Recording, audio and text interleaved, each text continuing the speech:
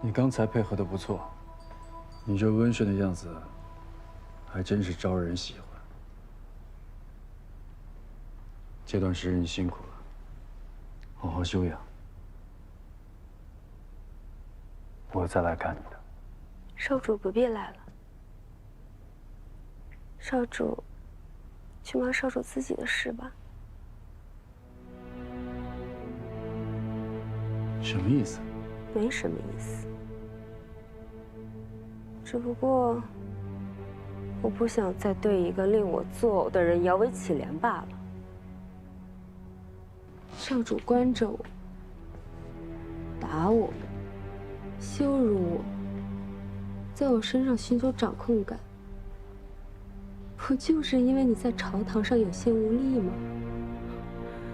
仰仗着父亲转瞬即逝的宠爱，仰赖着肛门出身的嫡妻，寄希望于未出世的儿子，外强中干，不过如此。你真的以为你给邢专主生出长孙来，你就能保住你现在的地位吗？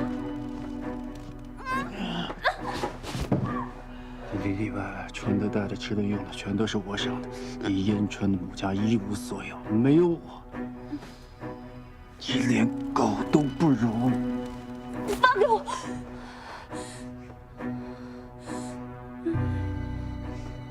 听到实话，你生气了。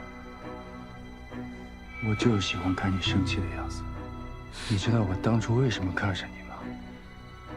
因为你和赵芳如不同，你一无所有，你只能养我辟邪。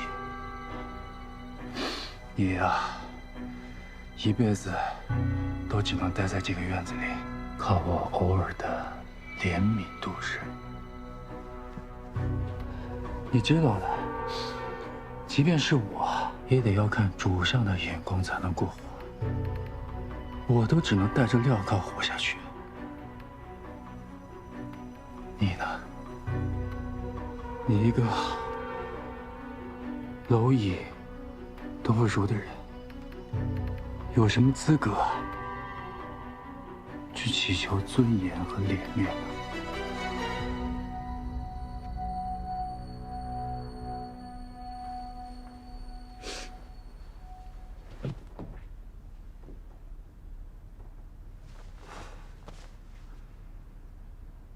我还会来看你的，但是记着，下次我见到你的时候，尾巴摇得好看一点。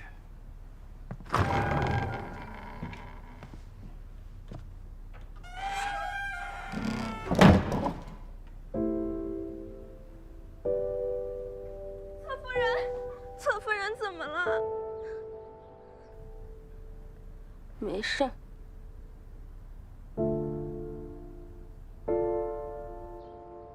你带着孩子去找夫人，跟她说，请夫人照顾。我累了，想休息，你不必进来了。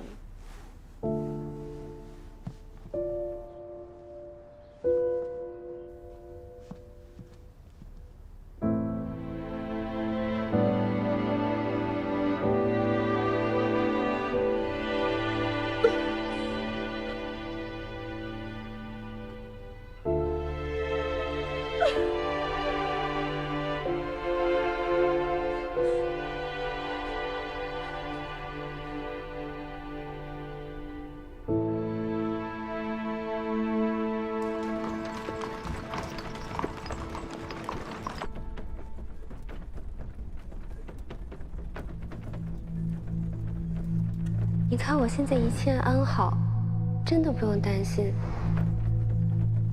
你们以后自己要好好照顾自己。我也不想再麻烦你们了，也不要再来看我。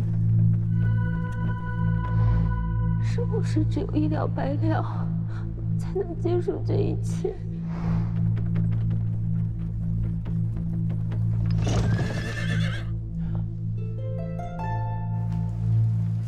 怎么了？侧夫人，这马不知怎的不走了。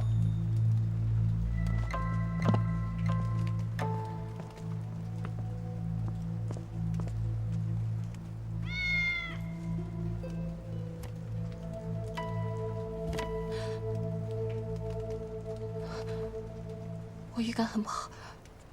云英，郝家姐姐有些不对劲，不是很不对劲，我得回去看看。你去找一下尹正。好。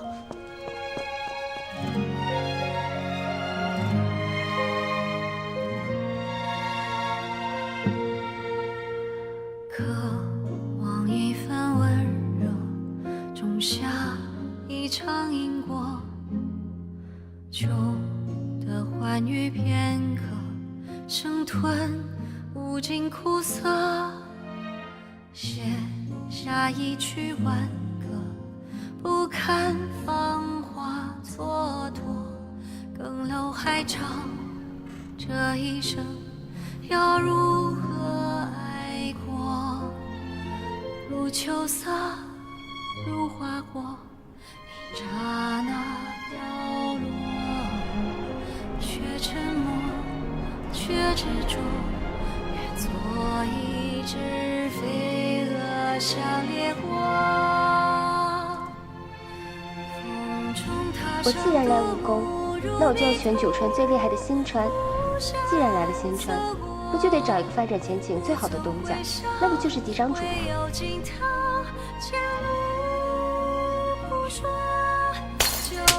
你呀，一辈子都只能待在这个院子里，靠我偶尔的怜悯度日。那个曾经的我，走过多少坎坷，看尽人心去。娘怎么能不希望你好啊？可是你这一走，二少主要是问我要人，我跟你爹可怎么办呢？信川少主雷霆之怒，燕川主要是拿你爹开刀，那我们全家可就没法活了。我希望以后的日子里，每天都能看到夫君的笑容。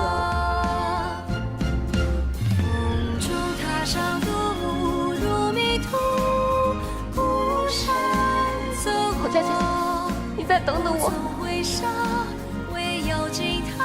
后院是平静而又祥和的，等我们白发苍苍的时候，两个人还能一起去后院晒太阳。再回眸，人如旧，吹落。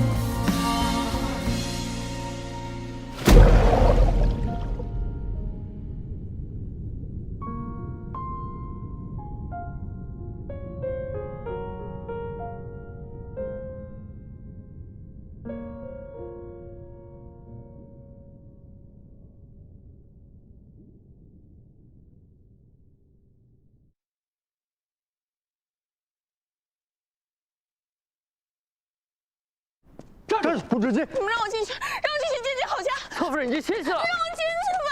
不行，把剑放下。让他来人了，侧夫人自尽了。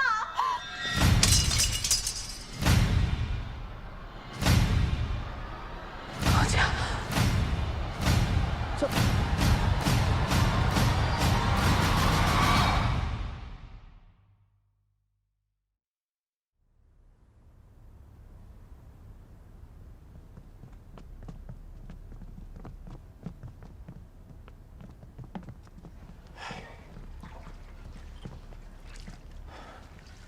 后事吧。什么准备后事啊？怎么就要准备后事了？您不能这么随便看两眼就让我们准备后事啊！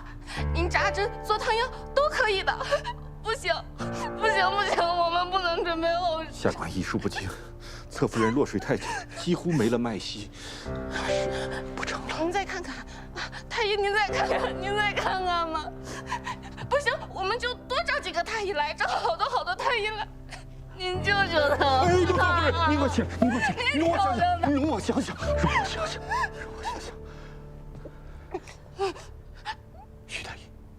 徐太医可能有办法，他曾经救醒过一个闭气多时之人，只是他身份特殊，恐怕难以请动啊。徐太医，晦气！刚生完孩子就给我整这出，人都丢尽了，要死怎么不死外面去？少主，积点口意吧。李维，怎么样？嫡长主，请求您大发慈悲，去宫里请徐太医救治郝家姐姐。徐太医，你知道徐太医是谁吗？徐太医是主上御用的太医。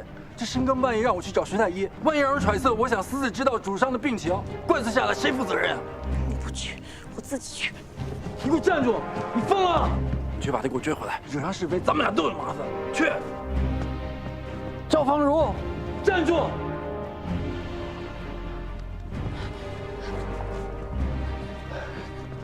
主上今日头风发作，服了药休息了，几位恐怕不能进去。情况危急，您就让我们进去见一下主上吧。能不能先请徐太医前去医治，人命关天？这徐太医是主上御用，外调出去的话会很麻烦，还请刘少主见谅。麻烦梁总管通融一下，之后我们自会向主上禀明，一切都与总管无关。哎呀，今日真的不行，几位再想想其他办法。哎呀，不是，到底出什么事儿了呀？元英递消息过来，说郝家出事儿了，我得去宫里请太医去救他。不是，你这哪儿去请啊？你这就要闯宫啊！管不了这么多了。哎呀，不行啊！干嘛呀？你是丹川的郡主啊，你擅闯新川宫，罪过更大。我替你去，你干什么？你去啊？你会使这杆枪吗？松开！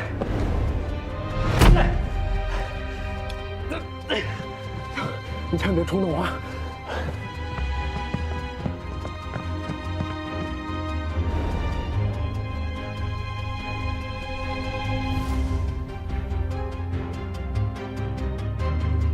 徐大爷，是不是？啥眼神？我认不出来。哎，武少主，何事？武少主，何事？人命关天，我找徐太医救人。主上命令不得入境呀！我会跟主上解释的。徐太医，谁呀？哎，我徐太医，我武少主，武少主，哎呀，徐太医，您为何？徐太医，你赶紧跟我去救人。不是救谁呀？救谁不是救我的这时候了？可不行啊！没有主上的命令下官万万不敢擅离太医院。怎么这么迂腐？我明日我向父亲我好好解释解释，行不行？你先跟我去救人呢。咱使不得手，使不得，让不让？你现在不让我们走，我就当场让太医医我。少主，快跟我走！退！少主，往后退！别逼我！退后！往后退，离我远点儿！都别逼我！快退后！哎呀，武少主，万万不可呀！这个人犯上啊！人命关天，我管不了那么多了，我今天必须带他走！快让开！滚！上车！让开！快！杨总啊，现在赶紧把人送回去，这事儿还能遮掩得过去啊？一旦让徐太医跟外人接触了，这打探主上病情的罪名可就洗不清了呀！我们会在辰时前把人送回来，还请梁总管通融。哎呀，刘少主，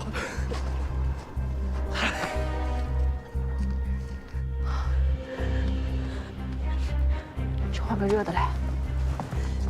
夫人，我把孩子带过来了，给我。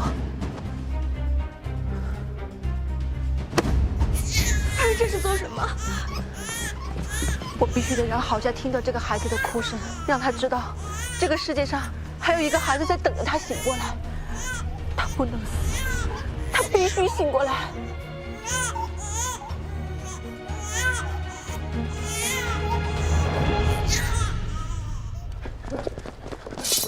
站住！让开！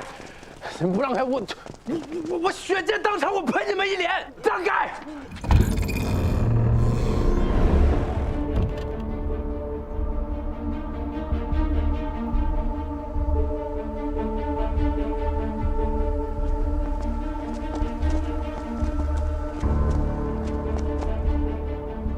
把徐太医给我送回宫去。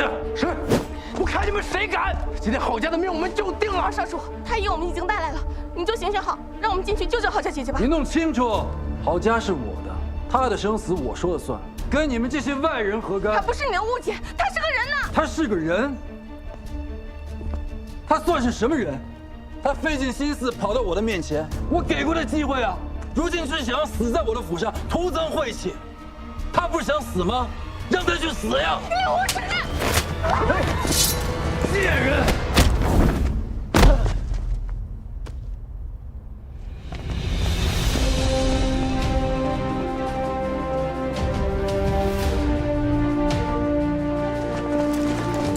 退下！争！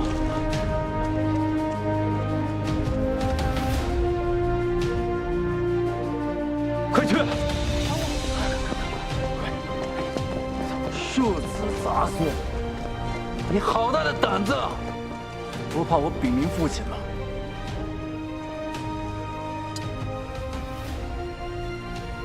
想要接人长短，得先清楚自己做过什么吧。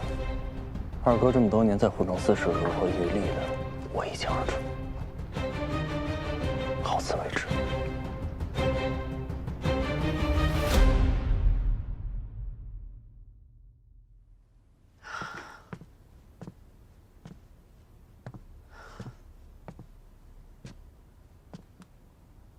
太医，他怎么样啊？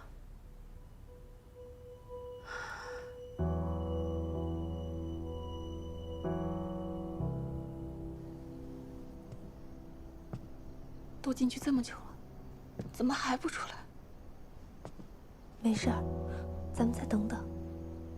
都怪我，要是平日里再多关心他一些，他就不会这样了。不怪你，怎么会怪你呢？千错万错，都是尹松的错。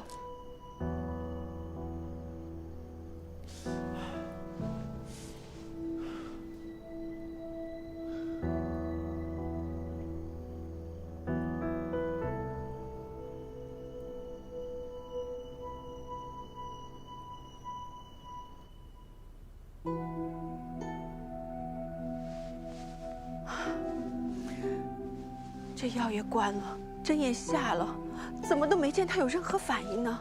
能做的我都做了，眼下只能看侧夫人的命数了。若能行转来，便能活下去；若是不能啊，侧夫人，侧夫人，不许哭！你家侧夫人还没死呢。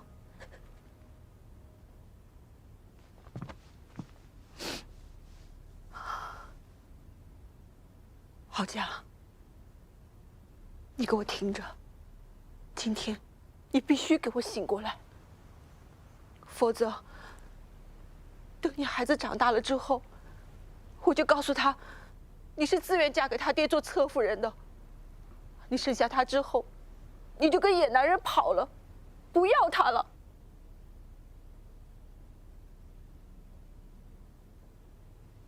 郝家，你若不在，等他长大了，我就让他跟着老二净学那些不好的。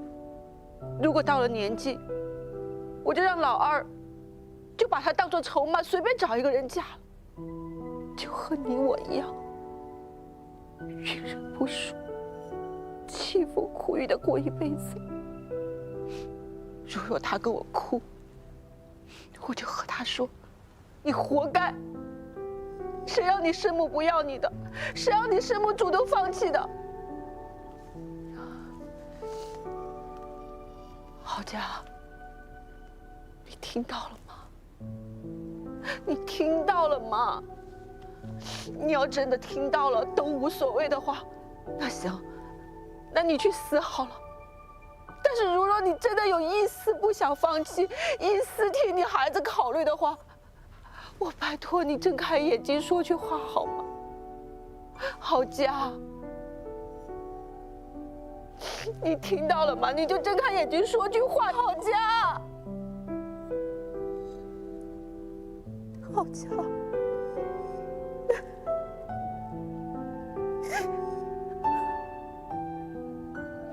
夫人，太医。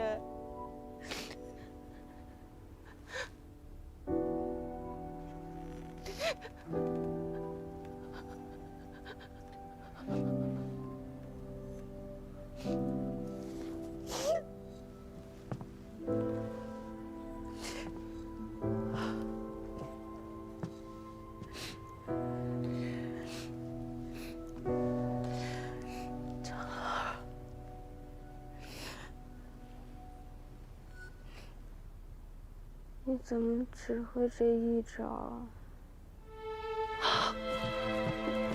你说什么？他刚才是不是说话了？郝家，你刚说什么？你说什么？啊？我说，你怎么只会这一招啊？侧夫人醒了，侧夫人终于醒了。侧夫人，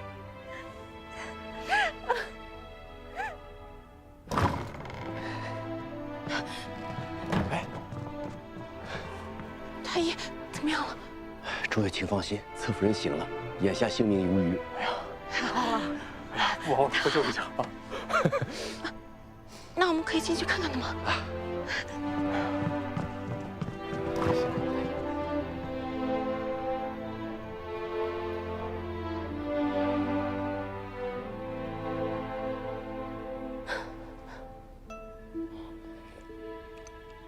我听说你们做了那么多，我对不起你们。只要你能活着，我们做多少都没关系。你之前一直不开心，那是因为你病了。以后把身子养好，只有你自己才是最珍贵的，知道吗？以后遇到任何问题，一定要跟我们讲。对啊，我们大家都在呢，干嘛总是一个人硬撑着呀？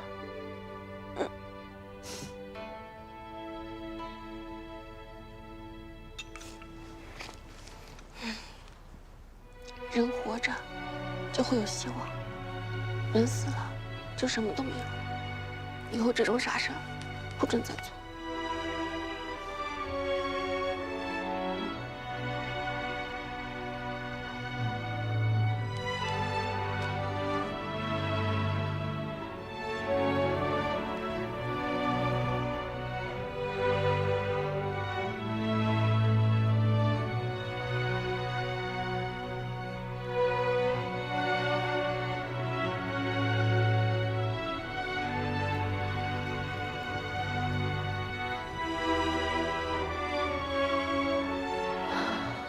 天亮了，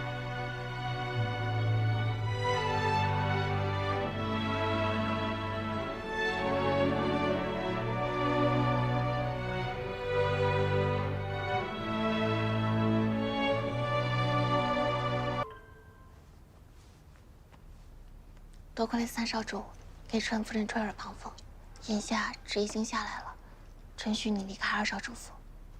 只是宫中尚有非议，编排是你让二少主和五少主兄弟感情失和，得需些时日才能让众人忘记。那这是连累了五少主啊！上官怎么说？上官说了，五少主他不在意，只是你的名声。我的名声是身外之物，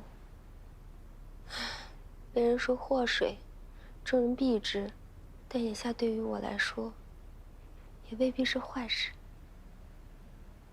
你当真是变了？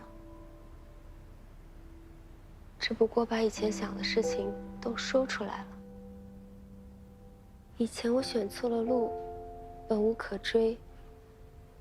没想到死了一次之后，我清醒过来了。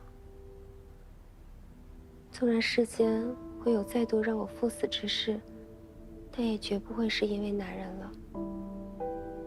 以前呢，我把嫁人做生意，男人当做东家。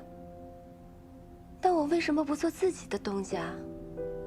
世界那么大，只要我肯，我什么都能做。我一定会带着长乐，好好的活下去的。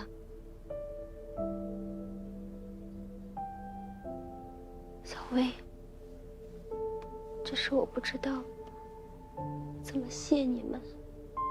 不用谢我们，要谢就谢你自己。谢谢你愿意重新选择。眼下只有一个问题了，就是我出去，怎么带着长乐一起出去啊？这个你放心，我们早就有计划了。走，你，我跪呀！跪下！我是跪天跪地不跪凡人。我起。我掐指一算，三少主和夫人是为了二少主府上的事儿叫我来的吧？怎么，觉得我老婆子在骗人？可二少主侧夫人的孩子，她确实是个女儿啊。神婆消息灵通啊。可你要真是算得这么准，喜宴怎么会是在新川边境找到你的？你莫不是怕万一生的是个儿子，你断男女失了准，从此没有路走了吗？哎呀，我的三少主啊，我只不过是回家看看子女，有什么不得了的呀？是，就怕神婆想孩子，我们帮你把一家子都接到新川来了。看看这个，你儿子给你写的。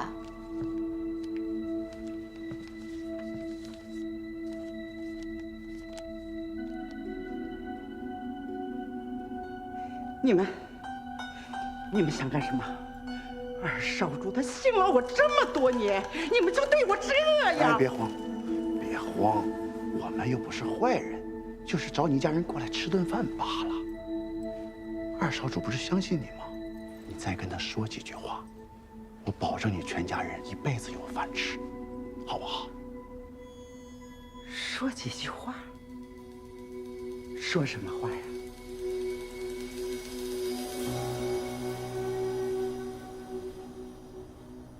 这老六都查清楚了，这张神婆一家没有一个好东西，老的骗，小的欺男霸女，在乡间横行霸道。对付这种人啊，只要稍加吓唬，什么都答应。那之后怎么办啊？真的管他们一家后半辈子啊？我可没说管啊，就他们犯的罪状，够坐一辈子牢了，那不就是请他们吃一辈子牢饭吗？哎，等会儿，我立了这么大一功，你还回酒楼住啊？今晚就留下吧。让开！我可是跟上官静一直习武，你胆敢再说这种话，我打断你的腿！呀，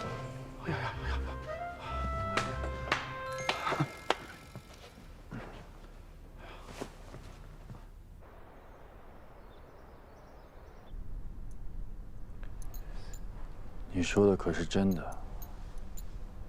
千真万确，张神婆亲口说的。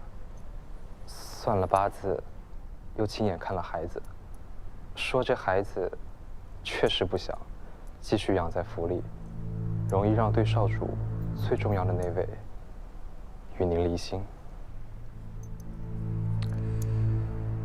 罢了，反正打一开始我也不想要这个孩子。看到他，就会想到他娘那个疯样子，也没什么用，就不留了。是。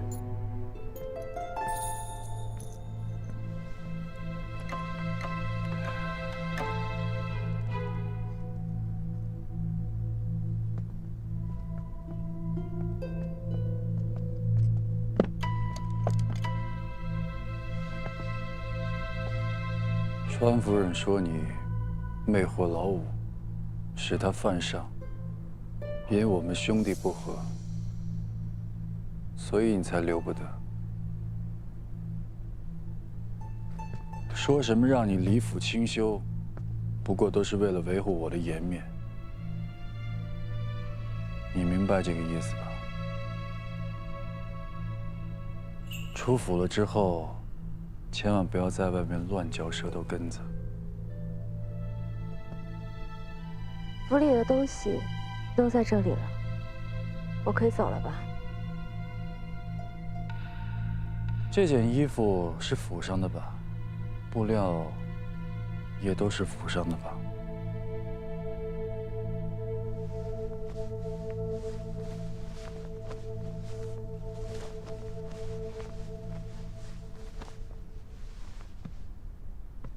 不慎穿了少主所赠衣物，还请少主再请允许我把这身水衣穿出去。不行，这件也脱下来。少主，脱下来。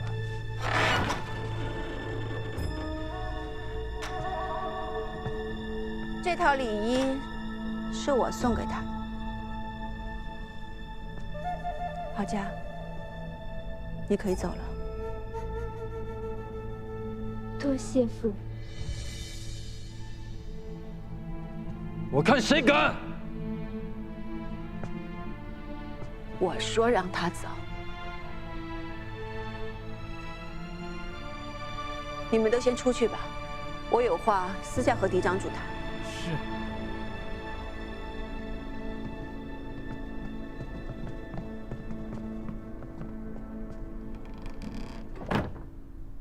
乔芳如，你好大的胆子，竟敢忤逆我！少主，我爹在代川长着20几座矿呢，偶尔忤逆一下丈夫，别人也会劝丈夫体谅的，不是吗？你一直不希望我能够怀上嫡长子，所以只能偷偷的在我的茶里面去放药。你数着黄历，等着自己继位之后，就想把我给休了。如今你我已经是名牌了，不如就这样相安无事的过下去吧。毕竟你也不能炸了我家的矿吧。所以还请少主和我一样，一日一日忍耐下去。你我就这样相看两生厌。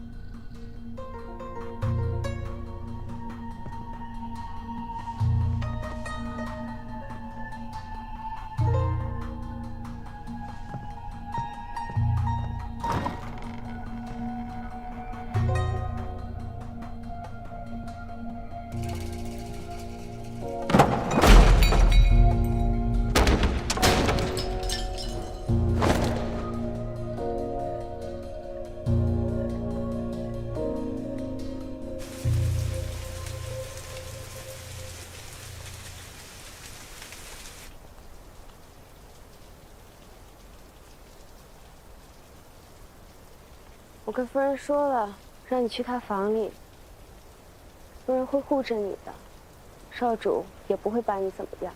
侧夫人，明明也想跟您一起走，可小人的神器在内务厅里。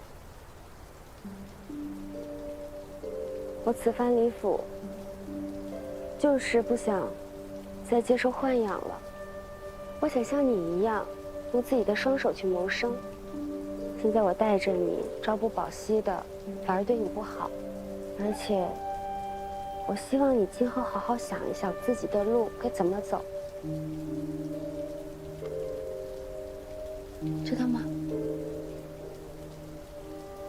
容你照顾我多时，如果不介意，你就叫我姐姐吧。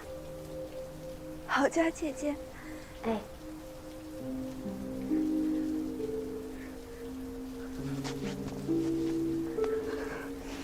姑娘七让我叫你姐姐，便是平等待我。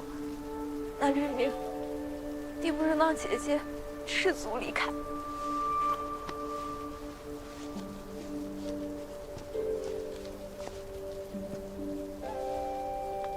今后的路，姐姐要自己走了。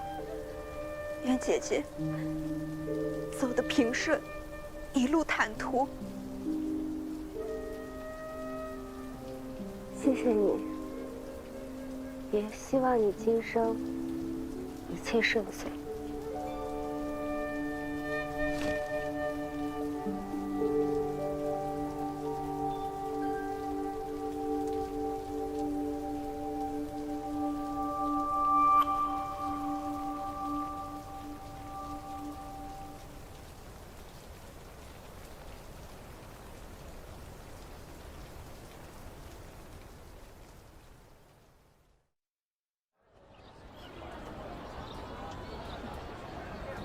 菜来啦！来，好家，你总算是出来了，你可得多吃点。这也太丰盛了。哎，真的太谢谢你们了，帮我想办法逃离了那个地方，让我可以顺顺利利的把长乐接出来住。好家姐姐，大家都是这么要好的朋友嘛，就不要总这么客气。来，好家，欢迎你，谢谢，恭喜你脱离苦海，祝你以后海阔凭什么来着？海阔凭鱼跃，天高任鸟飞。吃菜吧。吃大声。照着。花家姐姐，以后呢，你就在这酒楼安心的住下，你的月子餐就包在我身上了，保证把你的身体养得白白胖胖。哎，干脆我们酒楼就推出一个月子餐如何？好呀，我们可以开一个孕妇和孩子可以置办东西的铺子，不光有孩子用的，还有孕妇和生产后的妇人坐月子用的。就借着月子餐和铺子，向大家普及孕妇的必要知识，让大家重视起来产后气郁的问题。关注孩子的同时，也能关注孕妇的情绪，这样才能母子平安、健健康康的。我同意。好，我也同意。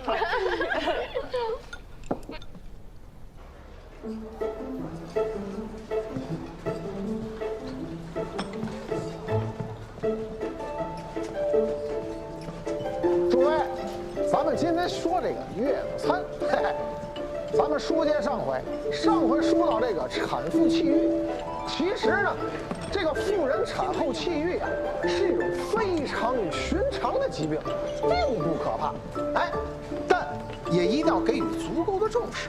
所以说呢，咱们就要提到咱们这个月子餐了，是吧？为什么要提这月子餐呢？这月子餐有啥啊？你们怎么来了？这位是？这是我新找的画师。哦。哎，嫂嫂，3哥请画师是为了画一些图册，说明妇人生产的不易，然后配合说书先生讲述的内容发给大家的。真的？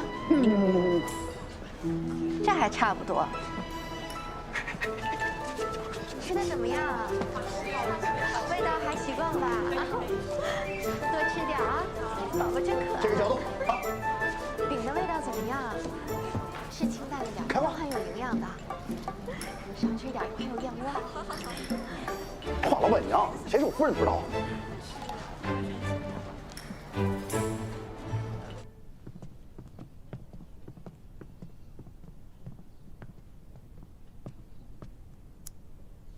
夫人找我。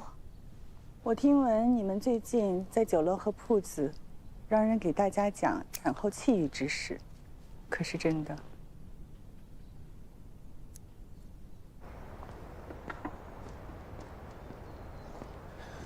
少主，哎呀，您可回来了！一大早侧夫人就被何夫人召见进宫去了。有说什么事吗？没有啊。夫人恕罪。我们这么做，是因为经历了郝家姐姐的事情之后，才明白女子生产是多么不容易。若不能让人知道产后气郁之严重，不知道有多少女子会像郝家姐姐那样。痛苦无人问津，只能以死作结。同为女子，我也想为旁人做些事。但凡有一人因为这件事情受到了优待，那便不枉。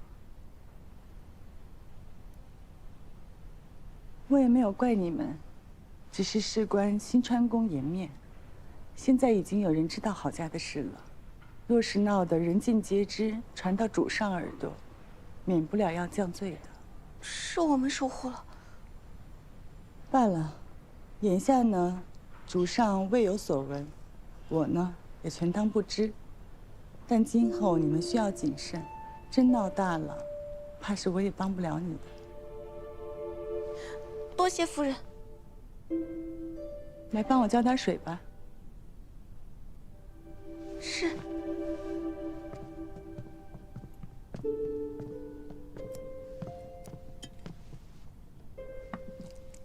郝家怎么样了？好多了，多谢夫人关心。那就好。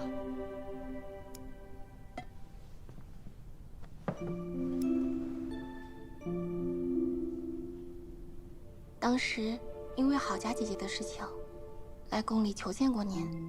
您嘴上虽然不答应，但也帮我们向川主求了情。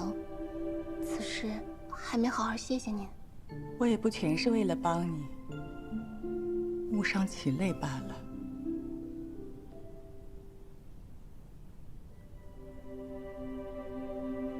主说，您生他的时候也有些气郁，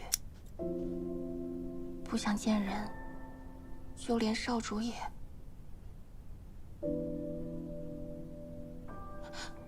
是我失言了。嬴政，他都知道了，他从来没跟我说过。少主，他也想与您讲话来着，但是怕您不想见到他。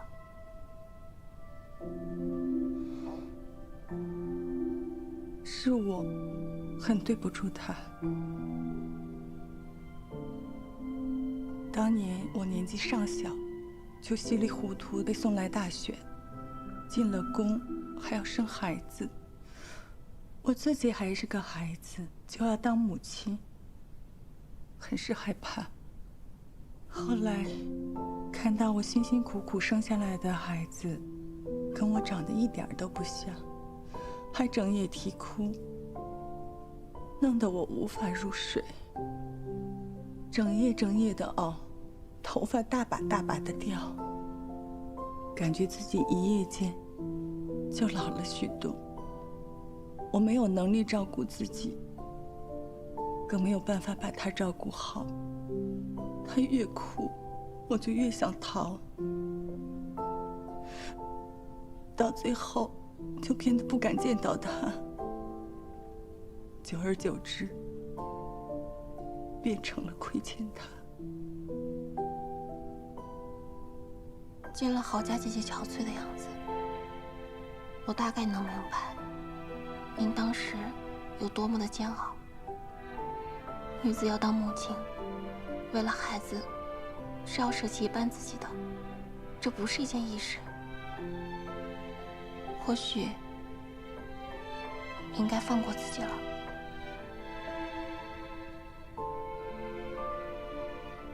整个宫的人都说我凉薄，苛待老六，偏爱11，不配做母亲。你却说我应该放过自己。我只是胡说，您只管一听。您当时无法亲自养育少主，不是错。但如今您要弥补的话，即使难以面对，也不应当是投报在另一个孩子身上啊。往事不可追，来日却还长。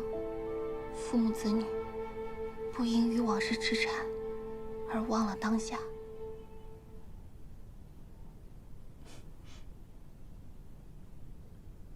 母亲，你怎么来了？来了，就坐会儿吧。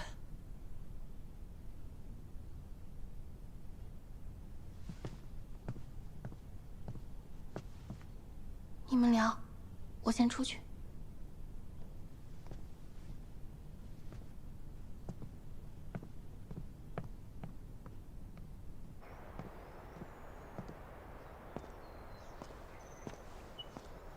侧夫人同何夫人讲完啦，那我们先回去吗？他同夫人讲完，肯定想与人说说话。我们等等他。小人觉得，少主为侧夫人做了许多，但其实一直都是侧夫人陪着少主的。他这个人呢，看着什么都理解，什么都不在乎，但其实是把事儿都藏心里了。有时候解决问题得快刀斩乱麻，想太多只会消耗自己。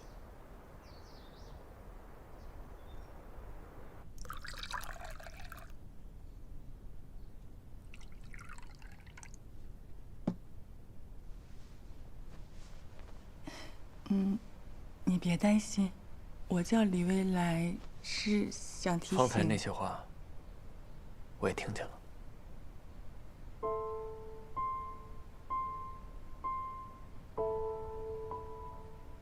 外人都说我不是一个好母亲，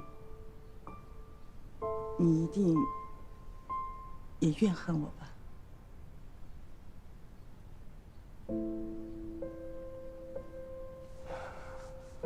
但最近发生的这些事情，让我能理解您当时的情况。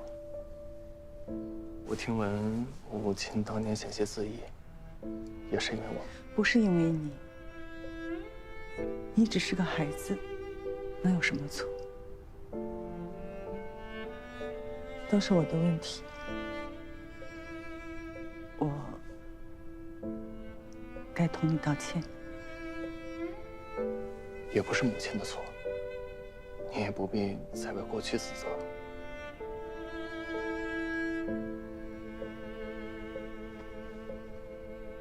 如今你长大了，我知道你是有抱负的。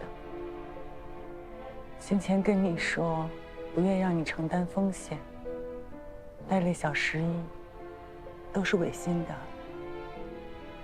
其实，自从生了小十一，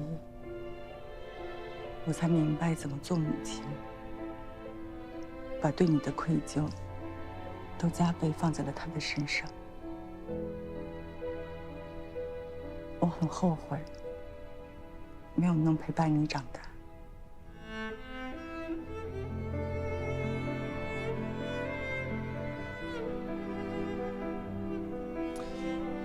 其实母亲也不必后悔，现在弥补我，也来得及。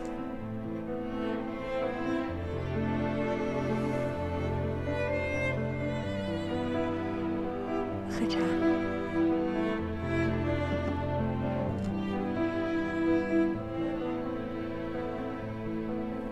娘们好，哎，糖人啊，糖人，糖人。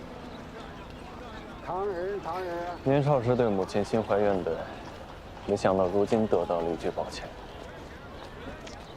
这么一想，已经很多年没跟她好好说过话。多谢。我也没做什么。你做的已经很多了。那我想要一个糖人。可以。姑娘看一下糖人。哎，谢谢。拿好。好，哎，谢谢，谢谢。你要哪个？我要。这是老五。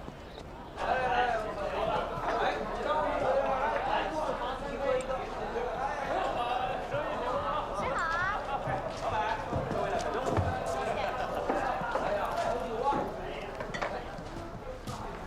周掌柜。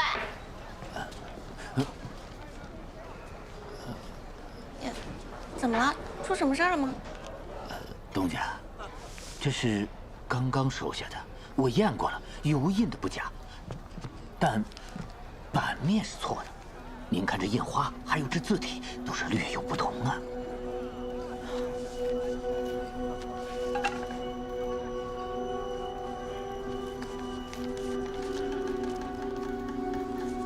的确是假的。这是目前为止收的面额最大的了。面额最大啊？还有呢？时不时的老勇，尤其近日居多。也有客人说咱们找假币给他，最后只能兑换铜钱给他们。我怕日子久了会越来越麻烦的。这箱子会有假币，没想到会有这么多。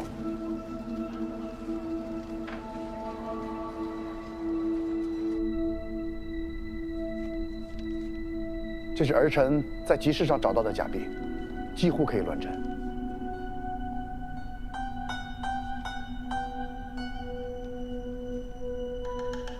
父亲，自假币出现以来，户政司一直都在彻查，只是如今市面上的假币还不算多，暂时构不成什么威胁。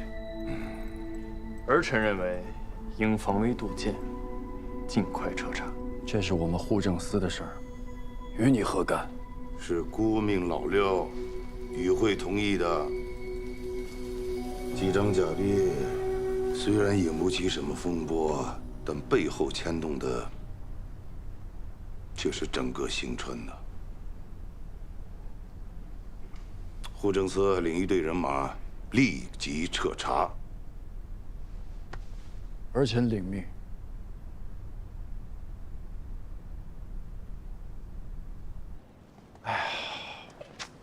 这假币这事儿，实属不好查呀。老六，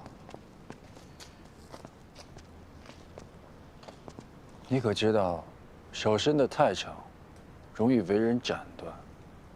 若不是真的印刷版外流，假币不会放到如此程度。方才我没有说你户政司疏于管理，致使药检外泄，已经是给足你面子了。三弟，要是我没有记错的话，户政司的印刷版是你的人在管吧？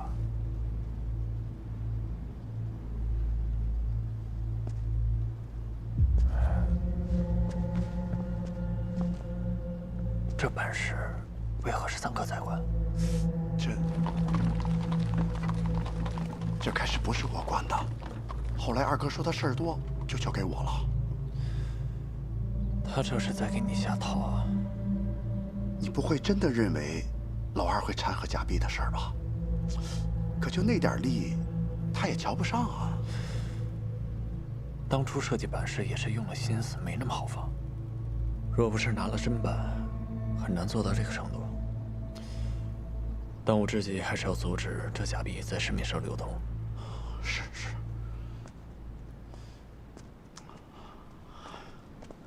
各位，最近市面上出现了大量的假币，大家看一看，看清楚了，分辨一下真伪。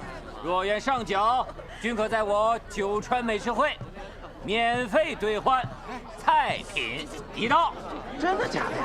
我就收了几张假币，都砸手里了。现在到处都不收假币了，搁在手里它就是废纸一张，还不如上缴了，换点吃的。周老板所言当真？当真呢？我是假币，我要兑换菜品。我任有无了的。哎呀，不急，大家用手中的假币换取我手中的这张号签，再拿这个号签就可以免费兑换菜品啦。我九川美食会的丹川分号即将开业，到时候书店通用。大家还要记住，吃过之后呢，要对我们的菜。有了这等占便宜的好事，大家会更卖力地搜集假币，这样一来，就能尽快地将市面上的假币洗洗。我知道你们是为了支持六少主和老三，可是这样咱们可是做赔本生意啊。无碍，等丹川的分号弄好了，我在新川的老乡就有专门的地方可以吃辣菜了，就当庆祝了。这钱我出了。放心吧，不会亏本的。他们吃了免费的菜，但是要对菜品提出意见，这些意见才是最宝贵、最值钱的。并且，户政司对大量上交的假币有补贴，我们以假币换菜的方式帮户政司搜集假币，也算是能抵消掉一些成本了。原来如此，只是这上交假币的人也太多了吧？这说明假币的数量已经超过我们的想象。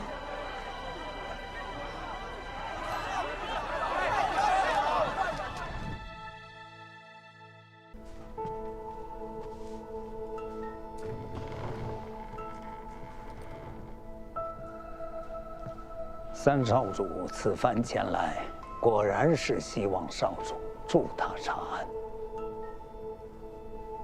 下官劝了这么久了，不希望你参与此事，少主却执意如此。就算查清了假币，户政司也不会落在少主的手里。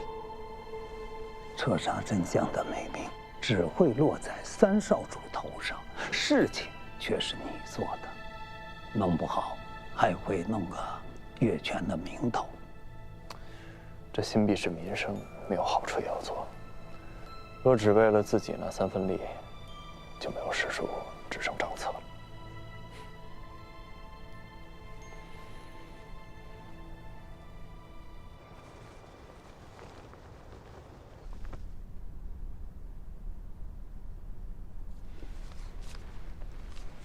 初五，尹正在集市抓了几个假币贩子，起初都不肯说，用了刑，全都招了。初八，他和老三端了2处公房，抓了几个制版的。初九就起了底了，他们都说认识一个走私贩子，叫陈曦的。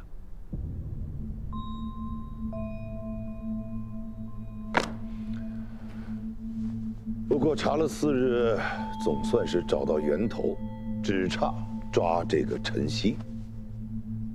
你是怎么回事？父亲，尹征用刑酷烈，听闻对印版贩子用了实刑。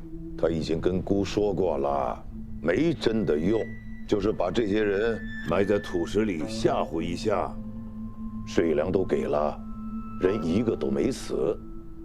父亲，那也是酷刑啊！嫡长主，你是想叫姑心传刑律不成？儿子不敢。贾碧的事，姑就交由尹征来处理。你若是始终处理不好户政司的事儿，就与老四一块儿去治理。父亲，回去好好想想吧。是。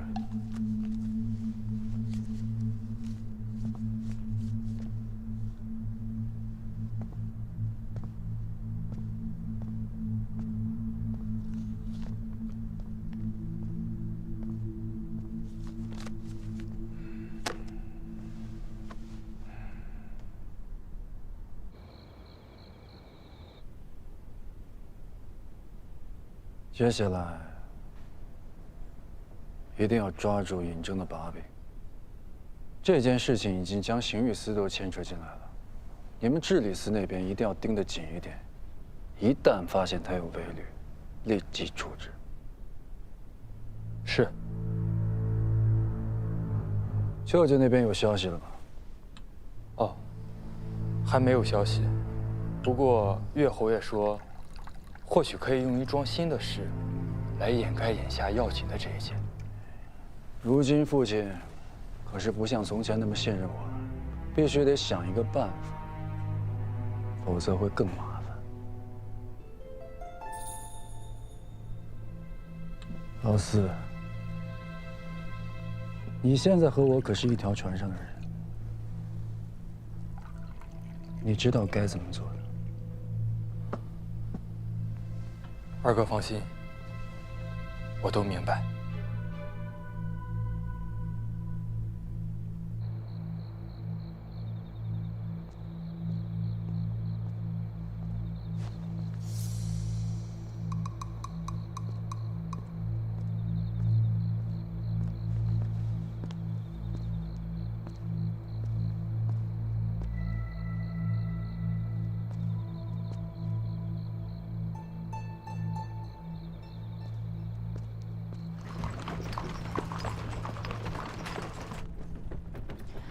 这件事情情况复杂，你不要贸然的掺和进去。当然，我最要向二哥献殷勤，但我没想过要把自己搭进去。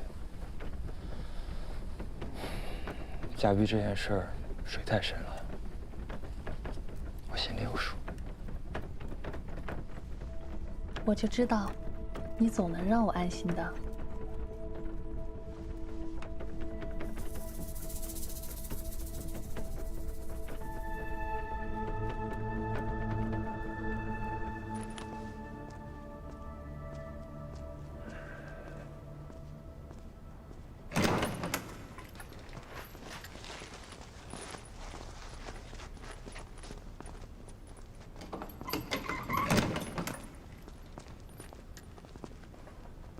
老四这次倒是敷衍啊，我以为他会有什么大动作，结果治理司就写了几封弹劾，说你用酷刑，再就没了。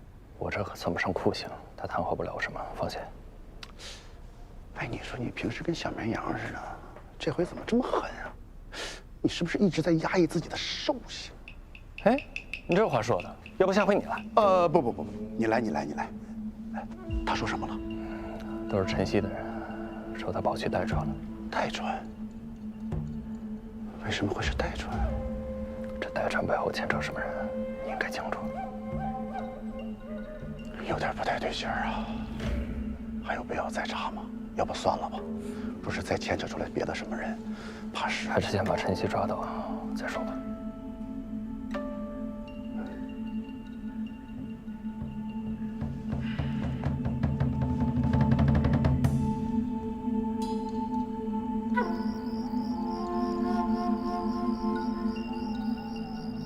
此处已出行船，你只管护好自己周全，其他的事情我自有办法。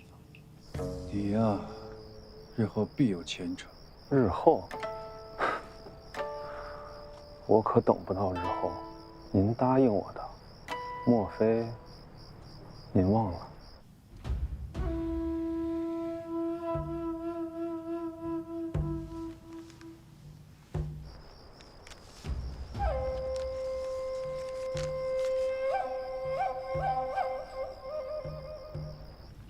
保重。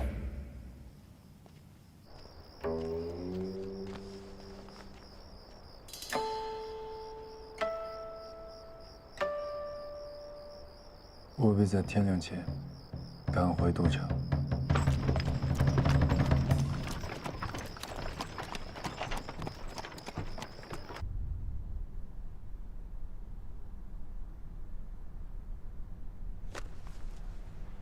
这一本治理司弹劾六少主不遵敕令，擅自给丹川放行，僭越独断。这一本弹劾六少主目中无人，置本川于不顾。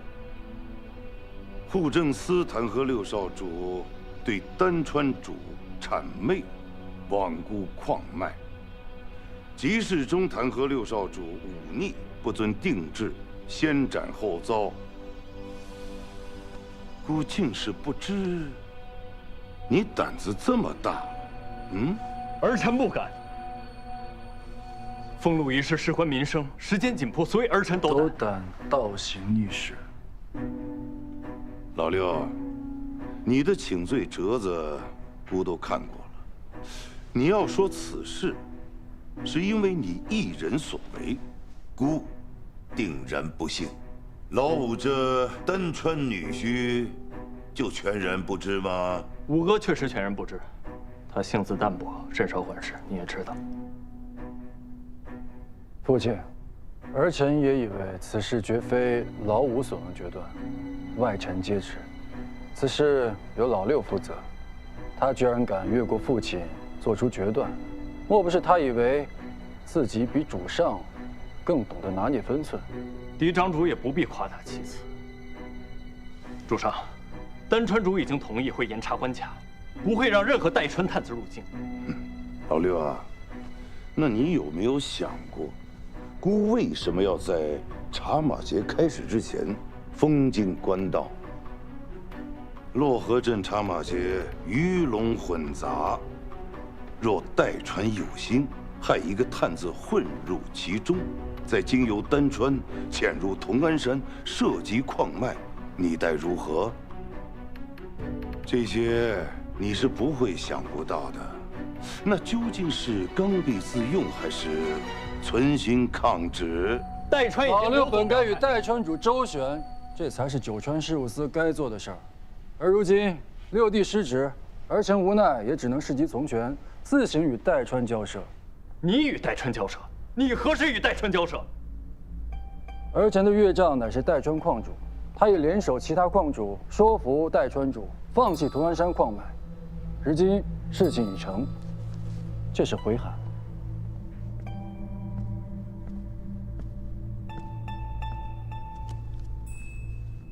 看来代川主早就已经想明白了，同安山是我川领地，他们不该觊觎。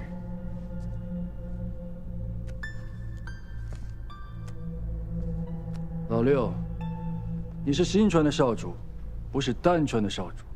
此次父亲叛居同安山，是为了让你保住矿脉，与代川斡旋，而你所做之事，与抗旨无异。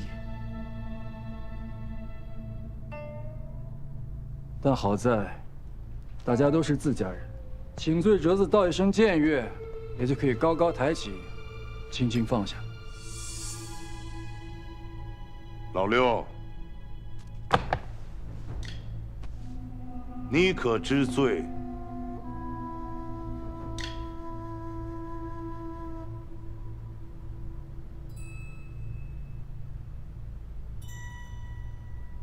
哼，僭越之罪，当撤职查办，罪责另行处置。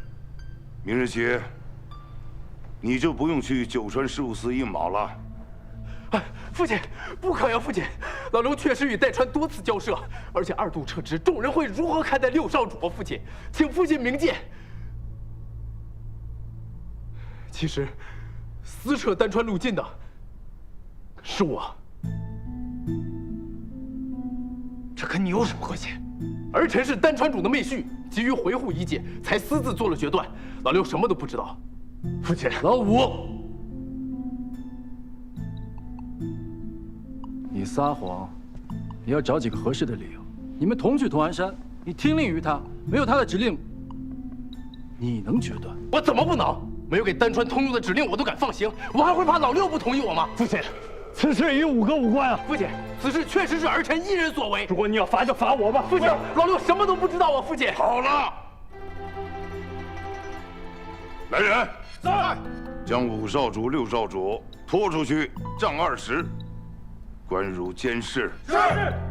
父亲，你要罚就罚我一个人吧，老六什么都不知道啊！父亲，父亲，老六真的不知道，父亲。父亲，父亲。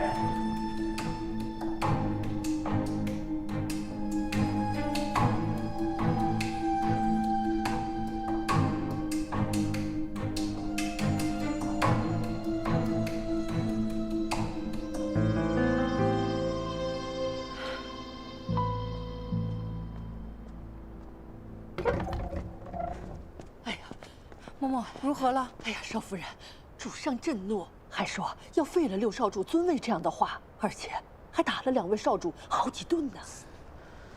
平日里就犯浑，新川主对他也没有什么指望，但这头一回打这么重啊！不行，我得找我姐姐给新川主写信。哎呀，少夫人，小的虽然不懂什么，但是也能看了几分眼色。我揣摩着，这眼下呀，还是让主上把气发出来的好。咱不急这一时啊。 但我怕他犯小孩子脾气，他不肯认错呀。少夫人，你就别担心了。依我看，这打了倒是件好事，说明啊，这是主上在发泄。若是连气都不撒的话，那才是真的失望呢。这天色也不早了，你还是早点回去休息吧。你看你这眼圈都青了，回去吧啊。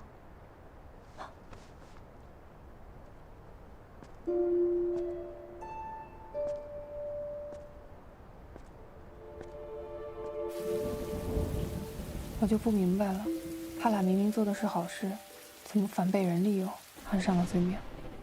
小人听说，本来都把5少主摘出去了，可一听主上要治咱们少主的罪，这5少主一着急，就说事情都是自己做的，真不知道后面会有什么结果。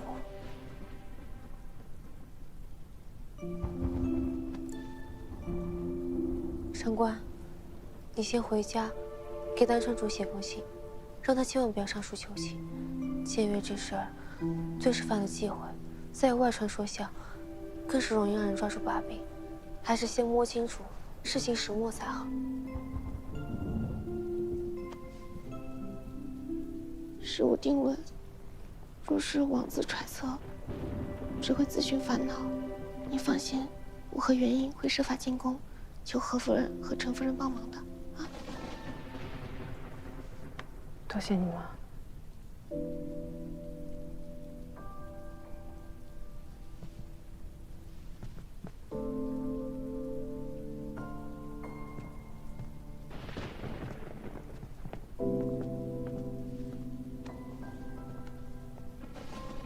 会好的。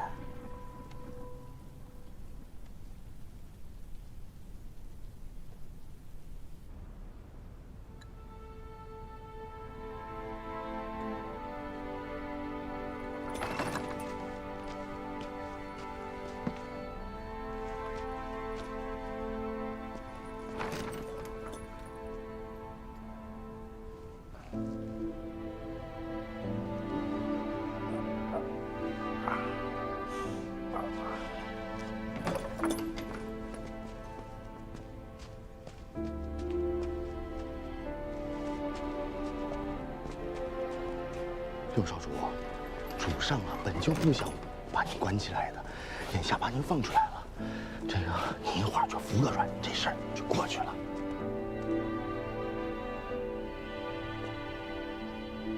主上，作何决定？陆少主应该是难逃责罚了。六少主，您可要顾全自身啊！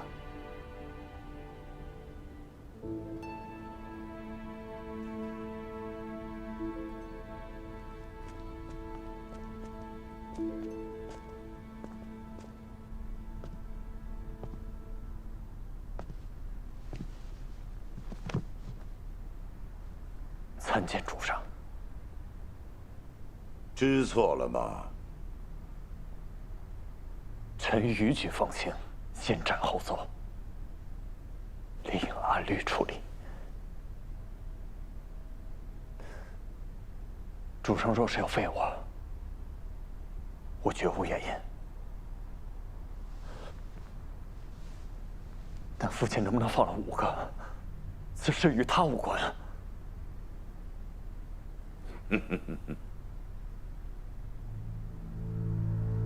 认罪，但不知错。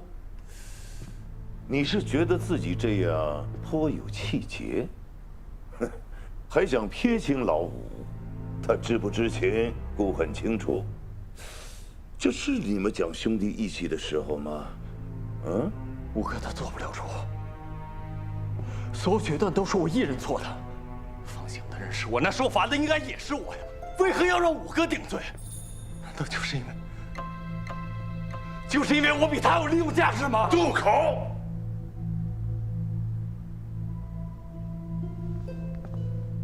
你是就这么想自己的父亲？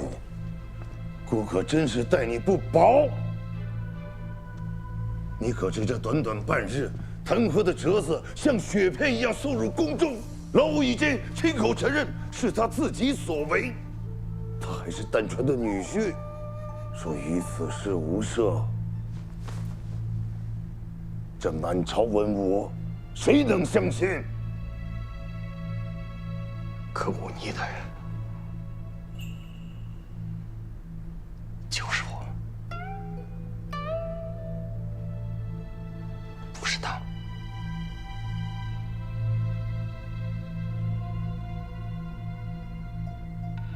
你是在逼迫姑吗？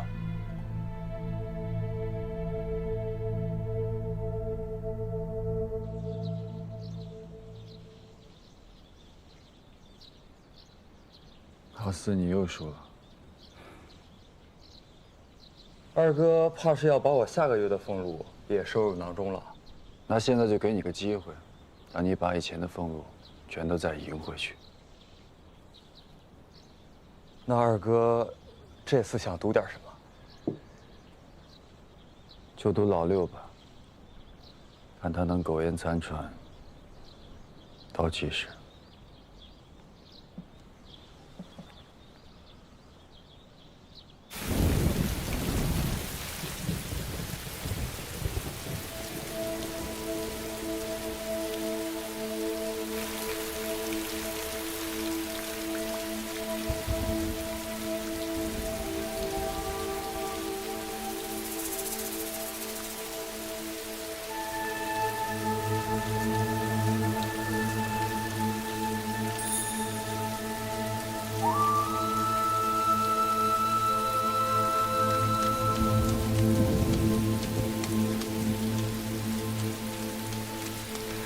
六少主啊，你这脾气真是……主上能否对5哥从轻发落？哎呀，主上怎么想，岂是小人敢揣测的？主上只是让小人将少主带去偏殿思过。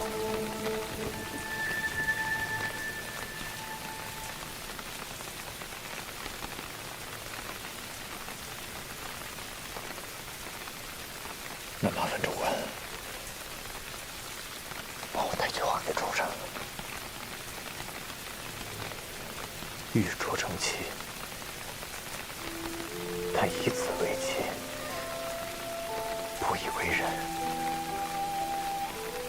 貌合神离，中气曲直。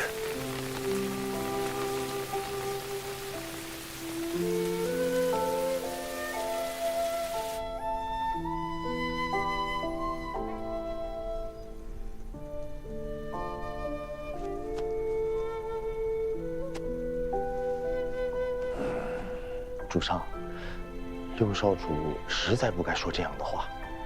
主上想用他激一激嫡长主，这也是为兄弟者分内的。他呀，就是担心五少主有点昏了头。他一早便知孤用他压着老二，自愿为孤的剑刃。如今却又说孤把儿子们都当成工具，迟早儿子也要舍弃孤。主上，六少主他只是……行了。哎呀，他现在是脑热，为了一点情义，分寸都顾不上了。是。主上，那五少主会如何处置呀？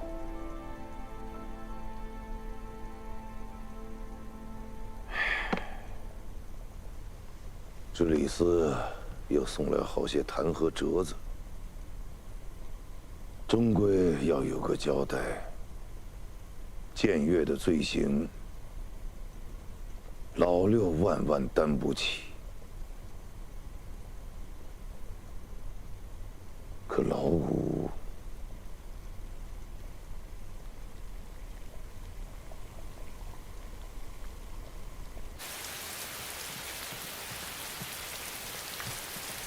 五弟妹，五弟妹，四嫂怎么来了？五弟妹，妾身与夫君都是在嫡长主的羽翼下讨饭吃的。这嫡长主让我们传话，我们不能不传。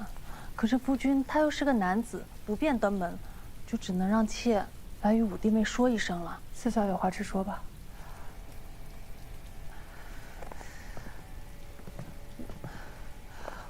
五弟现在性命垂危，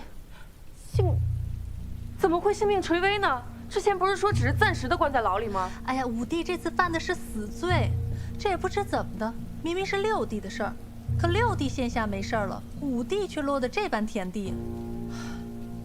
五弟妹，嫡长主他是心疼五弟的，不然不会让我们夫妇俩来传话。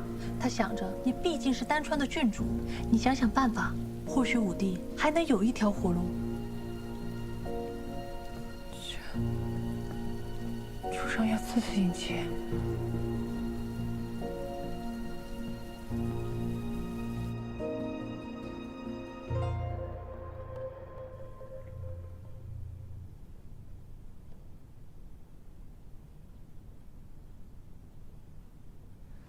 先前你们递帖子进宫求见，都被退了回来，可见主上也没有想好如何处置。